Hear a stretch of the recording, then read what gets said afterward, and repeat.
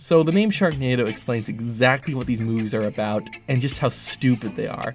The film doesn't try to hide it either. Each film is crazier than the last, but we're not here for that. Where does the wrestling come in?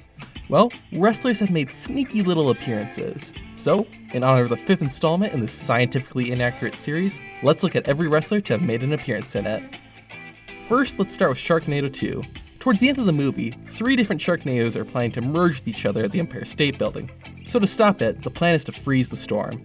There's more to it, but let's not dive too deep. Anyways, it's here we meet up with Kurt Angle playing a fire chief. Not much to say, but it would have been awesome to see him put one of the sharks in an ankle lock. Or more like a fin lock. Yeah. Now, let's fly on over to Sharknado 3, where we find our next wrestling appearance in Universal Studios Resort. And sadly, it's not sharks invading the impact zone, but it's still pretty cool. Here we find Y2J, Chris Jericho as a park attendant. Like Kurt Angle, he plays a minor role, but he dies in a pretty creative way. A shark falls onto the rails of a roller coaster and lunges at him, but it doesn't happen right away. The shark has to build momentum in order to reach him. I cannot believe what I'm saying. Well, we at least know what Jericho would have to say about this appearance. You just made the list! Picking up win, we go to Sharknado 4. This one is even stranger than the last 3, if you can believe that. There's a Lavanado, a Cownado, oh my goodness. But when Mount Rushmore's in danger, who better to get than Seth Rollins?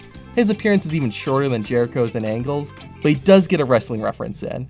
I'll super kick that storm back to the dark ages. Too bad we don't actually get to see that, but we got one more movie. Let's see if there's a wrestler. The 5th and most recent movie in the series just aired on August 6th, and I honestly don't know what's going on at this point. The Sydney Opera House is launching missiles, there's a human helicopter, and some lady cuts a shark in half with a plate. I promise I'm not on drugs. But somehow, the main characters end up in Rio, and there he is, John Morrison. He says a bit of dialogue in his first scene, but his highlight comes just a bit later. Once the sharks start appearing, Morrison does some parkour, and we finally get to see a wrestler fighting off the sharks. It doesn't last long, but after 3 other appearances, this is what I've been waiting to see. Just a wrestler doing what they do best. Okay, now Sharknado 6 comes out, they have to pull all the stops.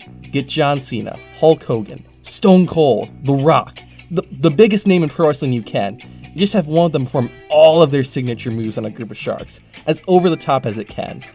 No, wait, even better, a crossover movie with Broken Matt Hardy. Yeah, it can be Sharknado meets the Broken Universe. There is so many possibilities with that I don't know where to begin, but come on, it's gotta happen. Whew, well, I don't think I've ever said shark so many times in such a short span of time.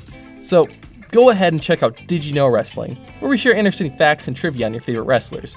Or watch Bell to Bell, which highlights a wrestler's first and last match in the WWE. Well, I'm Zach, and thanks for watching.